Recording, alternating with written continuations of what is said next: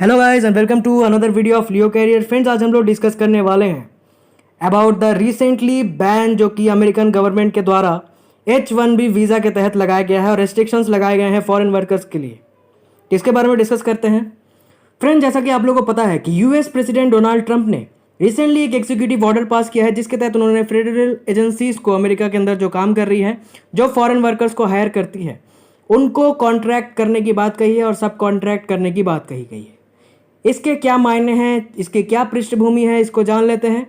ये जो unprecedented move है, इसकी घोषणा एक मंथ पहले ही कर दी गई थी ट्रंप सरकार के द्वारा। जून 23 को एडमिनिस्ट्रेशन ने यह अनाउंस किया कि H1B वीज़ास के तहत जो लोग बाहर से आकर अमेरिका में काम करते हैं, खासकर फॉरेन वर्क्स वीज़ास लेकर, उनको अब सस्पेंड कर दिया जाएगा 2020 तक। और 2020 तक अमेरिकन वर्कर्स को प्रोटेक्ट करने की बात कही जा रही है। बहुत ही बड़ा फैसला है, ये आपको यहाँ पर इंपॉर्टेंटली समझना होगा। ये जो नई रेस्ट्रिक्शंस है ये जून 24 से लागू हो चुकी है और फेडरली ओन्ड जो कॉरपोरेशन है यूएस की, खासकर टेनेसी वैली अथॉरिटी, उन्होंने प्रेस रिलीज करके अनाउंस किया है कि अमेरिकन कंपनीज अब 20% लोगों को आउटसोर्स करेगी और 80% जॉब्स जो हैं वो अमेरिकन को मिलेगा। ये फैसला खासकर इसलिए किया जा रहा है क्योंकि फॉरेन कंट्रीज अमेरिका में आके जो जॉब करती थी वो मूलतः अमेरिकन की जॉब्स को खाती थी। यहाँ पर आपको एक और बात इंपॉर्टेंटली पता होनी चाहिए कि यूएस जो है, उन्होंने पिछले 5 सालों के अंदर हर दिन 200 अमेरिकन वर्कर्स को जॉब से हाथ धोना पड़ा है। तो इसी को मद्देनज़र रखते हुए ये नया रूल लाया जा रहा है। इस नए रूल के तहत क्या कहा जा रहा है उसके बारे में डिस्कस करते हैं। इस नए ऑर्डर के तहत ये कंपलसरी हो जाएगा फेडरल एजेंसीज के लिए कि वो एक इंटरनल ऑडिट करें और उसके तहत कंप्लायंस के अंदर वो अपॉइंट जिसको भी कर रहे हैं उनकी रिक्वायरमेंट को एसेस कर पाए, चाहे वह यूएस सिटीजन्स हो, नेशनल्स हो, उनकी कॉम्पिटिटिव सर्विस देखकर।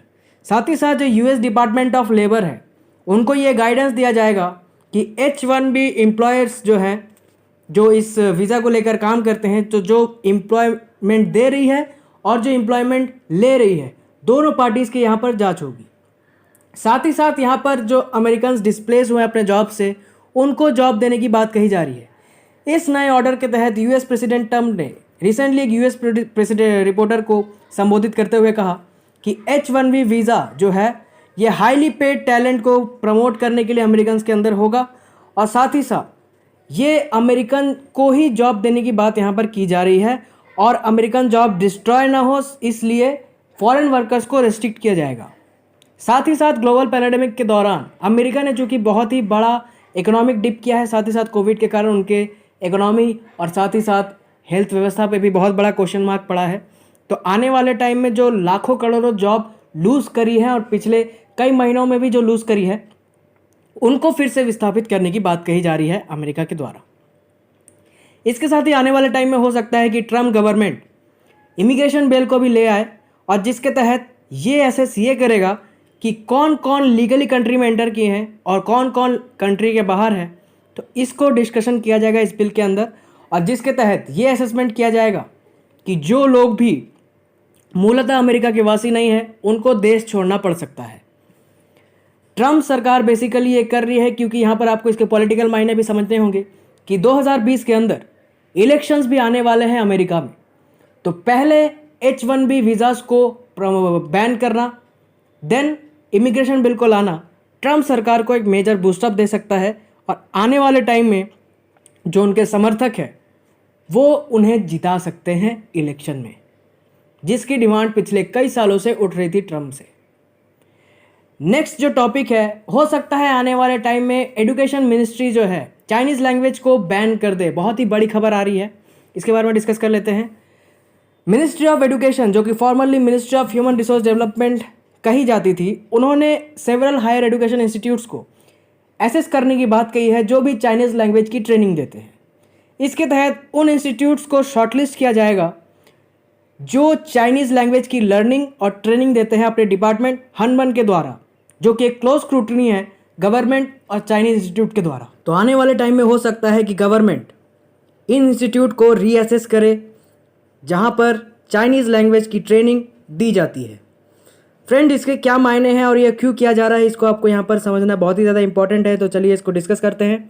जैसा कि आप लोगों को पता है कि ये जो ऑर्गेनाइजेशंस है इन्हें कॉन्फ्यूशियस इंस्टीट्यूट कहा जाता है, जो कि चाइनीज़ गवर्नमेंट के द्वारा एफिलिएटेड है, और साथ ही साथ ये चाइनीज़ मिनिस्ट्री ऑफ एजुकेशन के द्वारा एफिलिएटेड हनबन यूनिवर्सिटी एफिलिएटेड होती है, जो कि पब्लिकली फंडेड होती है एंटिटीज़ के द्वारा और मैनेज की जाती है हनबन कम्युनिटी के द्वारा।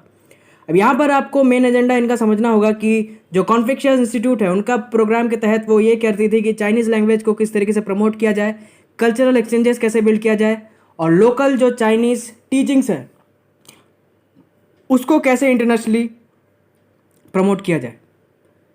कन्फ्यूशियस इंस्टीट्यूट जो है उनको कई बार दिक्कतों का सामना करना पड़ा है, क्योंकि कई बार उन पर गोपनीयता का भी आरोप लगा है कि वो सीक्रेट इन्फॉर्मेशन उस देश के दूसरे देशों को पहुंचाते हैं और साथ ही साथ लोकल पब्लिक को इन्फ्लुएंस करके अपनी ओर आकर्षित करते हैं।